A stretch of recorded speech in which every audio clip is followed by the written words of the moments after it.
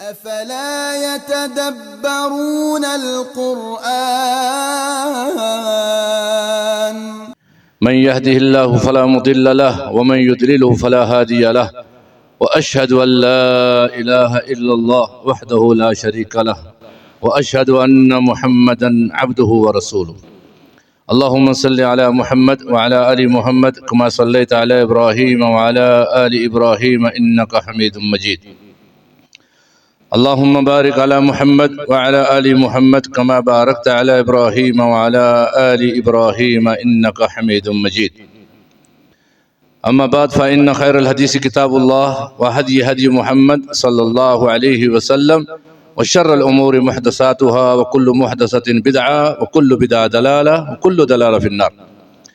قال الله تبارك وتعالى: يا أيها الذين آمنوا اتقوا الله حق تقاته ولا تموتن إلا وأنتم مسلمون.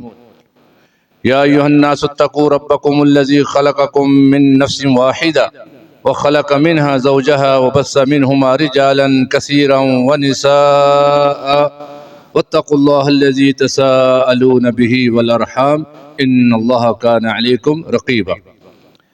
يا أيها الذين آمنوا اتقوا الله وقولوا قولا سديدا يصلح لكم أعمالكم ويغفر لكم ذنوبكم ومن يطع الله ورسوله فقد فاز فوزا عظيما. ہر قسم کی حمد و ثنا اللہ رب ذوالجلال کے لیے ہے جو ہمارا خالق ہے، مالک ہے، رازق ہے، رب ہے، اور بے حد درود و سلام ہوں صادق مصدوق رحمت للعالمین صلی اللہ علیہ وسلم پر۔ اللہ رب ذوالجلال کا بے حد شکر اور احسان ہے کہ جس نے ہمیں انسان بنایا، مسلمان بنایا اور محمد مصطفیٰ صلی اللہ علیہ وسلم کی امت سے پیدا کیا۔ اس رب ذوالجلال کا بے حد شکر اور احسان ہے جس نے بہت ساری نعمتیں ہمیں عطا کی، اور یہ بھی اس کا بڑا شکر ہے کہ اس نے ایک ہفتے کے بعد پھر ہمیں اپنے گھر میں آنے کی توفیق دی۔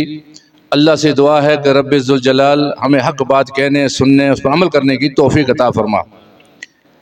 عزیز ساتھیو، یہ میری اور آپ کی جو زندگی ہے یہ پوری کی پوری زندگی آزمائش ہے، یہ دنیا ہی آزمائش ہے۔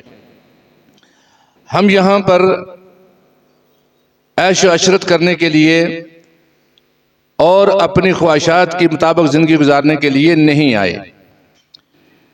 یوں سمجھیے کہ جس طرح ایک آدمی سفر میں جاتا ہے تو اس کے پاس کتنا سامان ہوتا ہے، اور سفر جیسا بھی ہو اس کے اندر کچھ نہ کچھ تکلیفیں، پریشانیاں، مصیبتیں ضرور ہوتی ہیں، لیکن ہم سوچتے ہیں کہ یہ سفر ہے، انشاءاللہ چند گھنٹوں کے بعد، چند دنوں کے بعد ہم اپنی منزل پر پہنچ جائیں گے اور پھر سکون کی زندگی گزاریں گے۔ اسی طرح یہ دنیا کی زندگی جو ہے یہ بھی ایک سفر ہے اور آزمائش ہے۔ اللہ تعالیٰ نے بہت ساری آزمائشیں رکھ دی ہیں۔ چونکہ جمعے کا دن ٹائم بڑا مختصر ہوتا ہے اور ہو سکتا ہے کہ میں اس کو پوری طرح سے آپ کے سامنے تفصیل سے بیان نہیں کر سکتا، لیکن مختصراً آج کا جو موضوع ہے میرا وہ یہ ہے کہ سورہ لقمان کی آیت نمبر 6 ہے، وَمِنَ النَّاسِ مَن يَشْتَرِي لَهْوَ الْحَدِيثِ لِيُضِلَّ عَن سَبِيلِ اللَّهِ بِغَيْرِ عِلْمٍ وَيَتَّخِذَهَا هُزُوًا أُولَٰئِكَ لَهُمْ عَذَابٌ مُّهِينٌ۔ اور بعض لوگ ایسے ہیں کہ جو خرید و فروخت کرتے ہیں لہو الحدیث، ایسے کاموں کی، ایسی چیزوں کی جو اللہ کی یاد سے غافل کرنے والی ہوں، بہکانے والی ہوں، اور اس کو ہنسی مذاق میں گزار دیتے ہیں۔ تو اللہ کہتا ہے اولئک لہم عذاب مہین، ایسے لوگوں کے لیے میں نے ایک عذاب مہین مقرر کر دیا ہے۔ یہ لہو الحدیث کیا ہے؟ ابن عباس رضی اللہ تعالی عنہ سے پوچھا گیا کہ لہو الحدیث کیا ہے، تو انہوں نے 3 بار قسم کھائی کہ یہ موسیقی ہے۔ اب دیکھتے ہیں کہ آج کل موسیقی اتنی عام ہو گئی ہے کہ نبی کریم صلی اللہ علیہ وسلم کی ایک حدیث آپ نے فرمایا کہ قیامت کے قریب، قرب قیامت میں موسیقی عام ہو جائے گی۔ ہماری مسجدیں بھی موسیقی سے پاک نہیں ہیں۔ ہر آدمی کے پاس موبائل ہے۔ کتنے لوگ ہیں کہ جنہوں نے اپنی موبائل ٹون جو ہے وہ تبدیل کی ہوئی ہے، کچھ نہ کچھ اس کے اندر ضرور ہے، اور یہ ساری چیزیں اس میں آتی ہے، موسیقی میں آتی ہے۔ کیوں حرام ہے؟ کیوں ممنوع ہے؟ اتنی سختی کیوں ہے؟ پہلی بات تو یہ ہے کہ آپ دیکھیے کہ جب شیطان کو آسمانوں سے ہمیشہ کے لیے بند کر دیا کہ زمین ہی اس کو مسکن ہو گیا. یہ شیطان کون سا؟ عزازیل. تو اس نے اللہ کے سامنے مکالمہ کیا. پہلی بات اس نے یہ پوچھی کہ اللہ جب میں زمین پر جاؤں گا، زمین پر ہی میں نے رہنا ہے، تو میرا مسکن کیا ہوگا؟ تو اللہ رب ذوالجلال نے فرمایا کہ تیرا مسکن یہ کھائیاں، غیر آباد جگہیں، ٹائلٹ، باتھ روم، یہ تمہاری مسکن ہے. پھر اس نے پوچھا کہ میری خوراک کیا ہوگی؟ تو اللہ تعالیٰ نے فرمایا تیری خوراک ہڈی اور گوبر ہوگی. اس لیے نبی کریم صلی اللہ علیہ وسلم نے فرمایا کہ جب تم گھر سے باہر نکلو تو جب رفع حاجت کرو تو گوبر اور ہڈی کے ساتھ استنجا نہ کرنا، کیونکہ یہ تمہارے جنات کی خوراک ہے. تیسرا سوال اس نے یہ کیا کہ اللہ رب العزت سے کہ جب میں اپنے شاگردوں کو یا چیلوں کو بلانا چاہوں گا تو میری اذان کیا ہوگی؟ اذان کا کیا مطلب ہے کہ جب مسجد میں اذان ہوتی ہے تو اس کے معنی کیا ہوتے ہیں؟ آؤ نماز کی طرف، آؤ کامیابی کی طرف، مسجد کی طرف. تو ایک مؤذن جو ہوتا ہے وہ منادی کرتا ہے ان لوگوں کے لیے جو کاروبار میں مشغول ہیں، جو گھروں میں بیٹھے ہوئے ہیں، جو دفاتر میں ہیں، کسی اور کام میں مشغول ہیں، تو ان کے لیے یہ آواز دی جاتی ہے، منادی کی جاتی ہے کہ کاموں کو چھوڑو، آؤ مسجد کی طرف، نماز کی طرف. جن کے نصیب میں ہوتی ہے وہ آ جاتے ہیں. تو اسی طرح شیطان سے نے جب یہ سوال کیا کہ میری اذان کیا ہوگی، میں کس طرح اپنے لوگوں کو بلاؤں گا، تو اللہ تعالیٰ نے فرمایا تیری اذان سرنگی، بانسری، طبلہ، آلات موسیقی. پھر اس نے پوچھا میرا قرآن کیا ہوگا؟ قرآن وہ کلام ہے کہ جس کے پڑھنے سے آپ کو تسکین حاصل ہو. تو اللہ رب ذوالجلال نے فرمایا کہ تیرا قرآن جو ہوگا وہ گانا ہے، شعر و شاعری ہے. ذرا غور کیجئے کہ آج ہم کہاں ہیں. کیا یہ صفات، یہ عادات ہمارے اندر ہے؟ اگر ہیں تو فوراً چھوڑنا چاہیے،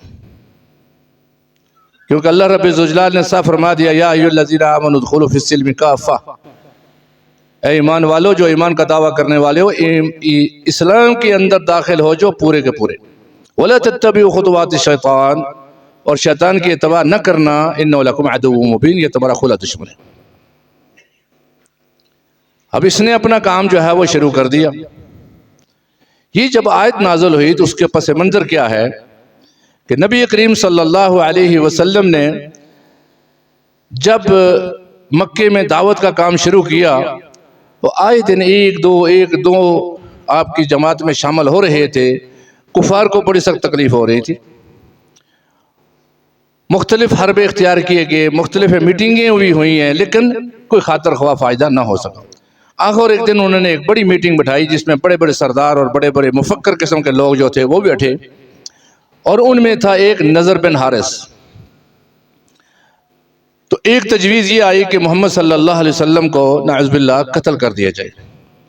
لیکن بعض لوگوں نے مخالفت کی کہ اس سے بہت زیادہ بگاڑ پیدا ہوگا، اختلافات بڑھ جائیں گے، قتل و غارت بڑھ جائے گی، قبیلے آپس میں لڑیں گے، کیونکہ قریش کا جو قبیلہ ہے، خاندان ہے، یہ بڑا معروف ہے اور اس کے اثر و رسوخ بھی بڑے ہیں. پھر اس کے بعد دوسری تجویز آئی کہ محمد صلی اللہ علیہ وسلم کو ملک سے نکال دیتے ہیں. یہ بھی تجویز جو ہے وہ قابل قبول نہیں ہوئی. یہ بدبخت نضر بن حارث جو تھا یہ بولا کہ میرے پاس اس کا حل ہے. انہوں نے کہا بتائیے کیا حل ہے؟ اس نے کہا کہ پہلے مجھ سے یہ وعدہ کرو کہ آپ مجھے پیسے بھی دیں گے اور مجھے افرادی قوت جو ہوتی ہے وہ بھی مجھے ملے گی. انہوں نے کہا ٹھیک ہے. اس نے کہا اگر میں کامیاب نہ ہوا تو آپ مجھے سر عام گردن اڑا دینا. اتنا بڑا دعویٰ جب کیا اور انہوں نے سب نے حامی بھر لی، تو اس نے کہا کہ میں پہلی بات یہ ہے کہ میں فارس اور اس طرف ملکوں سے جاؤں گا، وہاں سے قصے کہانیوں کی کتابیں لے کے آؤں گا، جس کو آج ہمارے ہاں ڈائجسٹ اور ناول کے نام سے پکارا جاتا ہے. جھوٹی کہانیاں.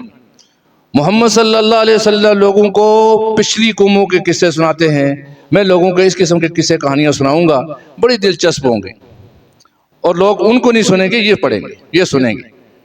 اس کے بعد میں آلات موسیقی خرید کے لاؤں گا، گانے والے گانے والیاں، بجانے والے بجانے والیاں لے کے آؤں گا، اور جہاں کہیں محمد صلی اللہ علیہ وسلم دعوت کا کام کریں گے وہاں میں اپنی پوری ٹیم لے کے جاؤں گا. انہوں نے کہا ٹھیک، پیسے بھی دے دیے، انفرادی قوت بھی دے دی، اس نے سارا کام کر لیا۔ اب وہ اپنے کام میں مگن ہو گیا۔ جہاں نبی صلی اللہ علیہ وسلم دعوت کا کام کرتے تھے وہاں یہ اپنے پورے ساز و سامان کے ساتھ جا کے یہ کام شروع کر دیتا تھا، اور اس نے بہت زیادہ مداخلت کی، مزاحمت کی، اور نبی صلی اللہ علیہ وسلم کی اس کام کے اندر رکاوٹ ڈالنے کی کوشش کی۔ اور نبی کریم صلی اللہ علیہ وسلم نے 9 آدمیوں کا ایک گروہ تھا، جنہیں 9 آدمیوں کی لسٹ دی تھی کہ اگر یہ کعبے کے غلاف کے ساتھ بھی لپٹے ہوئے آپ کو ملے تو ان کو قتل کر دو۔ ان میں یہ نضر بن حارث بھی تھا، ان کو قتل کر دیا گیا۔ ان کا مال غنیمت کے طور پر مال جو ہے تقسیم کیا گیا، لیکن اس بدبخت کے مال کو اللہ کے نبی نے فرمایا کوئی ہاتھ بھی نہ لگائیے، نجس ہے، اس کو جمع کرو، آگ لگا دو۔ ذرا غور کیجئے، آج کے زمانے میں، آج کے دور میں جو لوگ اس قسم کی خرید و فروخت رکھتے ہیں، اس قسم کا جو کام کرتے ہیں، ان کے بارے میں کیا ہوگا؟ انتہائی گندا کام ہے، شیطانی عمل ہے۔ پوری رات محفل موسیقی قائم کی جاتی ہے، اور پوری رات ان بدبختوں کے اوپر پیسے نچھاور کیے جاتے ہیں۔ مجھے ایک آدمی نے ایک ویڈیو دکھائی، ایک پٹواری محفل تھی، اتنے نوٹ پڑے ہوئے تھے جیسے درختوں کے پتے پڑے ہوتے ہیں زمین پر، اور اس کے اوپر وہ ناچ رہے تھے۔ اعوذ باللہ، یہ سارے کام کس کے ہیں؟ یہ شیطانی عمل ہے۔ نبی کریم صلی اللہ علیہ وسلم نے جو ہمیں تعلیم دی ہے، آپ صلی اللہ علیہ وسلم ایک جگہ سے جا رہے تھے تو اپنے ساتھ کچھ ساتھی تھے، تو بانسری کی آواز آئی تو نبی صلی اللہ علیہ وسلم نے اپنے کانوں کے اندر انگلیاں دے لیں اور ساتھیوں کو کہا کہ جب آواز ختم ہو جائے تو مجھے بتانا، میں یہ نہیں سن سکتا۔ ایک حدیث میں فرمایا کہ میں آیا ہوں اس زمین پر، دنیا پر آیا ہوں بتوں کو ختم کرنے کے لیے اور موسیقی کو ختم کرنے کے لیے۔ یاد رکھیے، ایک پیمانہ بتا دیا گیا ہے کہ اگر کسی آدمی کو، آج کل تقریباً ہر آدمی کو کوئی نہ کوئی بیماری ہے، کسی کو شوگر ہے، کسی کو بلڈ پریشر ہے، کسی کو کچھ ہے، کیا کرتے ہیں؟ اس کے لیے ہم چیک کرتے ہیں کہ بھئی ہماری جو شوگر ہے وہ زیادہ ہے یا کم ہے، بلڈ پریشر کتنا ہے، مختلف اس کی مشینیں ہیں، آلات ہیں۔ تو اگر کسی آدمی نے اپنے ایمان کو چیک کرنا ہے تو کیسے کرے؟ تو فرمایا گیا کہ اس کا ایمان چیک کرنے کا طریقہ یہ ہے کہ وہ دیکھے کہ کس چیز سے اس کو سکون مل رہا ہے۔ اگر موسیقی سن کے سکون مل رہا ہے، شعر و شاعری اور گانے سن کے سکون مل رہا ہے، تو سمجھ لے کہ ایمان آخری سٹیج پر ہے۔ اگر اس کا فوراً علاج نہ کیا گیا تو کینسر اتنا بڑھ جائے گا کہ پھر بچنا ممکن نہیں۔ اگر قرآن پڑھ کے، قرآن سن کے سکون آ رہا ہے تو الحمدللہ ایمان اچھی حالت میں ہے۔ اللہ کا ذکر سن کے، قرآن اور نماز پڑھ کے سکون مل رہا ہے تو الحمدللہ پھر ہمارا ایمان ابھی اچھی حالت میں ہے۔ یاد رکھیے کہ انسان کے اندر 3 نفس ہیں، ایک ہے نفس امارہ، ایک ہے نفس لوامہ، اور ایک ہے نفس مطمئنہ۔ نفس جس کو ہم اپنی زبان میں کیا کہتے ہیں؟ ضمیر کہتے ہیں۔ اصل میں جو اختلاف ہے، جو ٹکراؤ ہے، وہ ہے نفس امارہ اور نفس لوامہ کا۔ نفس امارہ کے اندر شیطان ہے، اور وہ ہر وقت نیگیٹو برائیوں کی طرف، نافرمانیوں کی طرف اکساتا ہے۔ اور نفس لوامہ جو ہے یہ اچھائی کی طرف، عبادت کی طرف، نیکی کی طرف ابھارتا ہے۔ آپ سب ماشاءاللہ پڑھے لکھے لوگ ہیں، سارے سمجھتے ہیں کہ جب ایک آدمی کو کوئی بیماری لگتی ہے تو وہ بیماری کس صورت میں ہوتی ہے؟ یہ ایک جراثیموں کا ایک جتھا، ایک گروہ آتا ہے جو اس پر حملہ کرتا ہے، اور اگر آدمی کے اندر جو جراثیم ہوتے ہیں، مدافعتی قوت جس کو کہتے ہیں، دفاعی جو جراثیم ہوتے ہیں، یہ ان کے ساتھ مقابلہ کرتے ہیں۔ اگر یہ مدافعتی جراثیم جو ہیں یہ مضبوط ہوں تو ان کو مار بھگاتے ہیں اور آدمی بچ جاتا ہے، لیکن اگر یہ کمزور ہوں تو وہ پھر حملہ آور ہوتے ہیں، ان کو بھی مار دیتے ہیں اور آدمی کو بیمار کر دیتے ہیں، اس پر حملہ آور ہو جاتے ہیں۔ بالکل اسی طرح جب انسان کا نفس لوامہ مضبوط ہو تو وہ نفس امارہ کو دبا لیتا ہے، اور اگر نفس امارہ مضبوط ہو تو نفس لوامہ کو دبا لیتا ہے۔ غیر شرعی کاموں میں بیٹھنا، غیر شرعی پروگراموں میں بیٹھنا، اس قسم کی موسیقی سننا، کسی قسم کی بھی موسیقی ہو، اس قسم کے جتنے بھی پروگراموں میں جب ہم بیٹھیں گے، سنیں گے، دیکھیں گے، سوچیں گے تو نفس امارہ مضبوط ہو جائے گا۔ اب دیکھیے کہ ایک آدمی جو ہے وہ مسجد بھی نہیں جا رہا ہے، جمعے کا ایک خطبہ بھی سننے کے لیے تیار نہیں ہے، درود سننے کے لیے وہ تیار نہیں ہے، قرآن پڑھنے اور سمجھنے اور اس سے کچھ رہنمائی حاصل کرنے کے لیے بھی تیار نہیں ہے، تو نفس لوامہ کتنا مضبوط ہوگا، کیسے مضبوط ہوگا؟ اللہ کے نبی صلی اللہ علیہ وسلم نے جو ہمیں روزانہ کے صبح و شام کے اذکار بتائے ہیں وہ بھی ہم نہ پڑھے، نماز کے بعد کے جو اذکار ہیں وہ بھی نہ پڑھے، اور معمول کی جو دعائیں ہیں وہ بھی ہم نہ پڑھے، تو میرے بھائیوں نفس لوامہ تو بالکل گیا، ختم ہو گیا، نفس امارہ جو ہے وہ مضبوط ہو گیا۔ اب تو بری باتیں بھی اچھی لگنی شروع ہو جاتی ہیں۔ اب اگر ہماری طرح کا کوئی آدمی بات کرتا ہے تو لوگ کہتے ہیں جی ہاں بس مولوی کا تو یہی کام ہے، انہوں نے کرنا ہی ہے، ڈیوٹی دینی ہے، اور کیا ہے، ان کو کیا پتہ ہے دنیا چاند پر پہنچ گئی ہے۔ واہ جی بڑی اچھی بات ہے۔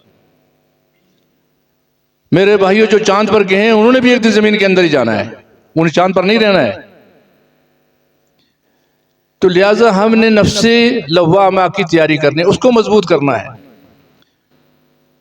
اب دیکھیے سبحان اللہ، پیارے آقا صلی اللہ علیہ وسلم نے ہمیں ایسی تعلیم دی ہے کہ اگر ہم اس کے مطابق زندگی گزاریں گے تو الحمدللہ بہت ساری بیماریوں سے ہم بچ جائیں گے۔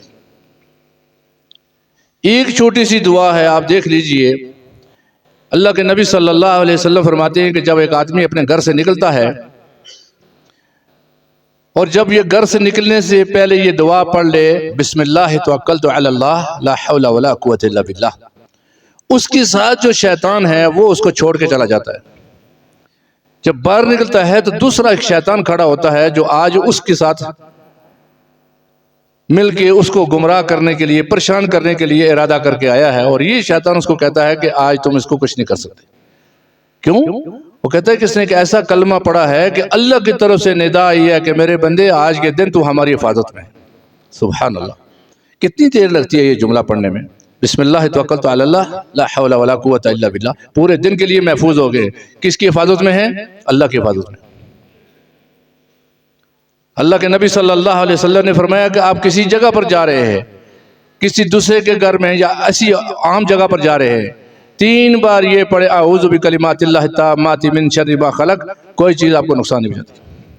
تجربہ کر کے دیکھ لیں۔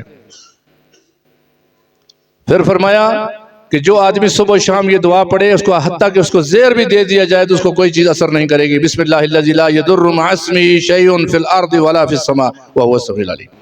کتنی دیر لگتی ہے؟ یہ دعائیں ہم نے خود پڑھنی ہیں، ہم نے اپنے بچوں کو سکھانی ہیں، اور خدا کے لیے موسیقی سے اجتناب کیا جائے، چاہے وہ موبائل میں ہو، چاہے وہ ٹی وی میں ہو، چاہے وہ کسی صورت میں بھی ہو۔ آج ہر گھر میں کوئی نہ کوئی پریشانی ہے۔ کس لیے پریشانی ہے میرے بھائیوں؟ 8 شیطان ہیں، 4 گھر میں ہیں، 4 ہر آدمی کے ساتھ ہیں۔ ذرا مجھے بتائیے 8 شیطانوں کے ساتھ ہم کیسے مقابلہ کر سکتے ہیں؟ 4 ہر آدمی کے ساتھ ہیں اور 4 گھر میں ہیں۔ سب کے لیے ایک ایک تعویذ لے لیا جائے تو 8 تعویذیں کہاں سنبھال کے رکھیں گے؟ 8 تعویذوں کو، تعویذوں سے یہ نہیں جاتی ہے۔ یہ صرف اور صرف جائیں گے تو نبی صلی اللہ علیہ وسلم کی بتائی ہوئی تعلیمات کے مطابق، آپ صلی اللہ علیہ وسلم کی جو بتائے اذکار ہیں اس کے مطابق چلیں گے، تب یہ یہاں گھر سے جائیں گے یا ہم ان کے ساتھ مقابلہ کر سکتے ہیں۔ اللہ ماشاءاللہ سب کے گھروں میں ٹی وی ہے، مجبوری ہے جی۔ کیا مجبوری ہے جی؟ بچے بڑے تنگ کرتے ہیں، کارٹون لگا کے دے دیتے ہیں جی آپ، لا حول ولا قوت الا باللہ۔ اکثر میں دیکھتا ہوں کہ بچوں کے بستے، ان کے کپڑوں کے اوپر کارٹون بنے ہوتے ہیں، ہر کارٹون کے ساتھ ایک شیطان ہے، ہر کارٹون کے ساتھ ایک شیطان ہے۔ تو جب ہر چیز کے ساتھ، نبی کریم صلی اللہ علیہ وسلم نے فرمایا کہ جس گھر میں جب قرآن پڑھا جاتا ہے تو یہ اپنی انگلیاں کانوں میں ڈال کے اتنے دور چلے جاتے ہیں کہ ان کو آواز نہ آئے، جو ہی قرآن ختم ہوتا ہے پھر آ جاتے ہیں۔ یہ ٹی وی کو عربی میں کہتے ہیں ام الخبائث، تمام خبیثوں کی ماں۔ اس کے اندر جو پروگرام ہے، موسیقی ہے، اس کے اوپر یہ ایسے جمع ہوتے ہیں جیسے آپ ایک گڑ کا ٹکڑا لے کے، ایک ٹافی لے کے رکھ دیں اور دیکھیں اس کے اوپر مکھیاں اور مچھر یہ کس طرح جمع ہوتے ہیں، اس طرح یہ موسیقی کے اوپر آتے ہیں۔ حتیٰ کہ شرع نے منع کیا ہے کہ گھر کے اندر جو بیل لگی ہوئی ہے ٹن ٹن والی، یہ بھی حرام ہے، یہ بھی موسیقی ہے۔ ہر وہ عمل جو موسیقی ہے وہ شیطان کا اذن ہے، شیطان کا عمل ہے، وہ شیطان کی اذان ہے، اور اس کے اندر پھر یہ سارے جمع ہو جاتے ہیں۔ جب اب دیکھیے کہ ہمارے گھروں کے اندر قرآن نہیں پڑھا جا رہا، ہمارے گھروں کے اندر اذکار بھی نہیں پڑھے جا رہے، اور جب یہ کام ہو رہے ہیں موسیقی ہی موسیقی ہے، غیر شرعی افعال جو ہیں وہ کام کیے جا رہے ہیں، تو پھر جب اس گھر میں جتنے شیطان ہوں گے پھر وہاں پر خیر و برکت کہاں سے آئے گی؟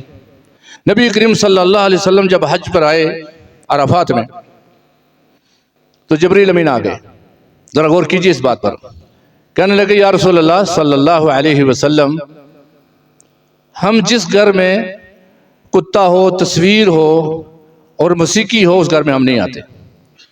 یہ جو آپ اونٹ لے کے آئے نا اپنے ساتھ قربانی کے، اکثر دیکھا دیہاتوں میں ہوتا ہے کہ جانوروں کے گلوں میں ہلکی سی ٹلی سی باندھ دیتے ہیں، تو فرمایا کہ اے نبی یا رسول اللہ علیہ وسلم اپنے اونٹوں کے گلوں سے ٹلیاں نکال دیں، یہ ہمارے لیے رکاوٹ ہے۔ نبی صلی اللہ علیہ وسلم نے فوراً اعلان کیا بھائی جس کے اونٹ کے گلے میں ٹلی ہے فوراً نکال دو۔ ذرا غور کیجئے، وہ لوگ عقیدے والے لوگ تھے، توحید والے لوگ تھے، اس کے باوجود جبریل امین نے کیا کہا؟ تو ہماری کیا حالت ہے؟ اگر ہمارے گھروں میں یہ چیزیں موجود ہیں اور وافر مقدار میں موجود ہیں تو اس کے اثرات کیا ہوں گے؟ ہر آدمی کی شکایت ہے، پریشانیاں ہیں جی، بیگم بیمار ہے، بچے بیمار ہیں، بچے بات نہیں سنتے، یہ نہیں کرتے، کیسے سنیں گے؟ کیسے سنیں گے؟ یہ جو چار شیطان ہیں گھروں میں صرف اس کی وضاحت آپ کے سامنے رکھ دوں۔ پہلا جو شیطان ہے اس کا کام یہ ہے کہ وہ میاں بیوی کو آپس میں لڑاتا ہے، غلط فہمیاں پیدا کر کے۔ مثال کے طور پر ایک صاحب جو ہیں وہ باہر سے آئے، ہو سکتا ہے باہر اشارے پر وہاں روڈ پر کسی کے ساتھ تھوڑی سی تو میں ہو گئی ہے، مزاج خراب ہو گیا، گھر میں پہنچے، کوئی چیز جو ہے برانڈے میں رکھی ہے، سین میں رکھی ہوئی تھی، بیگم کہیں یہ کہاں کیوں رکھی ہے؟ تو اگر آگے سے بیگم نے صرف اتنا کہہ دیا نا کہ آپ کو کیا مسئلہ ہے، خام خواہ عادت ہے بولنے کی، بس بات ختم ہو گئی، وہاں سے معاملہ تب گیا اور شیطان نے اپنا کام کر دیا۔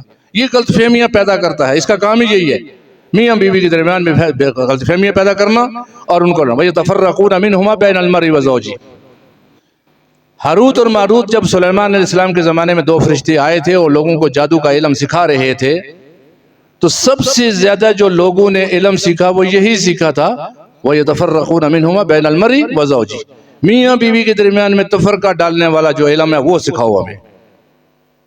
اور شیطان ہر روز، نبی صلی اللہ علیہ وسلم نے فرمایا، ہر روز شام کو سمندر کے اوپر اپنا فرش بچھاتا ہے اور تمام اپنے چیلوں کو بلاتا ہے، کہتا ہے کہ کیا کارکردگی ہے دکھاؤ مجھے۔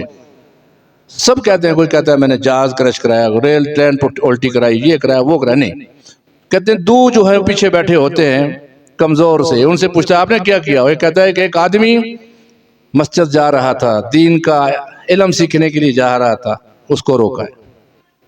دوسرا کہتا ہے میں نے میاں بیوی کو لڑایا ہے، وہ اٹھ کے دانوں کو گلے لگاتا ہے، کہتا ہے یہی تو اصل ہمارا کام ہے، یہی ہمارا اصلی کام ہے، یہ میاں بیوی کو لڑانا۔ یہ دو میاں بیوی نہیں لڑتے، یہ پورا گھر متاثر ہوتا ہے، پورے خاندان متاثر ہو جاتے ہیں، پورا ماحول خراب ہو جاتا ہے۔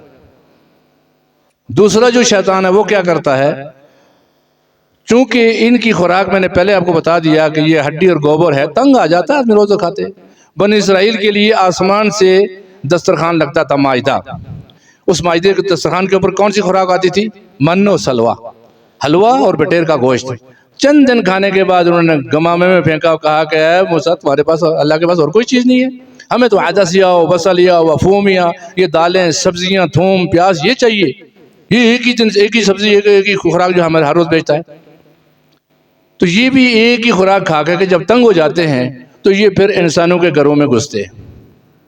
اب کیا کرتے ہیں کہ یہ جو شیطان گھر میں ہے یہ کرتا ہے بسم اللہ پڑھنی بلا دیتا ہے، اور اکثر گھروں میں یہی ہوتا ہے، جب کھانے کا ٹائم آتا ہے وہ گلاس کی طرح، پلیٹ کی طرح، کیا ہو گیا بیٹھو نا یار، رکھو نا یار، بس شروع کرو جی، بسم اللہ پڑھنی بلا دیتا ہے، اور وہ بھی شام میں بیٹھ پہ کھا جاتے ہیں۔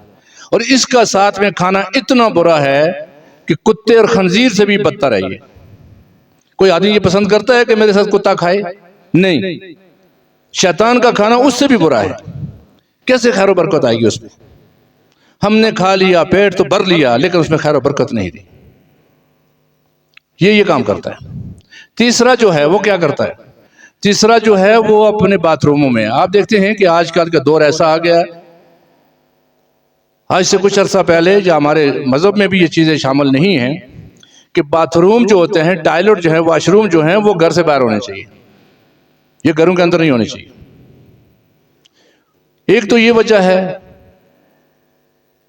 کہ ہم باتھ روم میں جانے کی جو دعا اللہ کے نبی صلی اللہ علیہ وسلم نے سکھائی وہ ہم پڑھتے ہی نہیں ہیں، یا تو آتی ہی نہیں ہے، یا پھر اس وقت ذہن ایسا ہوتا ہے کہ ہم اس کو پڑھنے کے لیے تیار ہی نہیں، یاد ہی نہیں آتی، اور سیدھے چلے جاتے ہیں۔ اور یہ جو ہیں یہ خبیث اس باتھ روم کے اندر، ٹائلٹ کے اندر بیٹھے ہوتے ہیں، اور یہ پھر اس کے ساتھ چمڑ جاتے ہیں، اور جو انہوں نے نقصان پہنچانا ہوتا ہے پھر وہ اپنا کام کر دیتے ہیں۔ اس لیے اللہ کے نبی صلی اللہ علیہ وسلم نے فرمایا کہ جب تم ٹائلٹ میں جاؤ، باتھ روم میں جاؤ، تو کیا پڑھو؟ اللہم انی اعوذ بک من الخبث والخبائث، اے اللہ میں تیری پناہ چاہتا ہوں شیطان، جنوں اور جنیوں سے۔ جب آپ نے اللہ سے مدد مانگ لی، اب مدد آ گئی، لیکن بہت کم پڑھتے ہیں، بہت کم پڑھتے ہیں۔ اور چوتھا جو ہے، یہ آپ میں سے بہت کم لوگوں کے جن کو یہ بات پتا ہوگی کہ چوتھا کیا کام کرتا ہے۔ میرے بھائیوں، حق بات ہے، یہ بتانا آپ کے لیے ضروری ہے، یہ پہلے دن سے ہی عورت کے رحم میں بیٹھ جاتا ہے، جب جو ہی حمل ہوتا ہے پہلے دن سے ہی بچے کو کنٹرول کر لیتا ہے۔ یہ 9 مہینے اسی کی پرورش میں رہ کے آتا ہے، اور ہمیں یہ طریقہ بتا دیا گیا ہے کہ جب آپ اپنے ازواجی تعلقات کو قائم کرنے کے لیے جائیں، باوضو ہونے چاہیے، اعوذ باللہ بسم اللہ پڑھیں تاکہ شیطان سے محفوظ رہیں۔ یہ پہلے دن سے ہی بچے کو گرفت میں لے لیتا ہے۔ اب ہم کہتے ہیں جی بچے سے مولوی صاحب ذرا اس کو دم کیجئے، پھونک ماریے، یہ نماز نہیں پڑھتا، یہ بات نہیں سنتا، بہت شرارتی ہے، بہت ضدی ہے، اس نے تو ہونا ہی ہے۔ تو میرے بھائیوں، جب تک ہم سنت رسول صلی اللہ علیہ وسلم پر عمل نہیں کریں گے، اس وقت تک ہم کامیاب نہیں ہو سکتے۔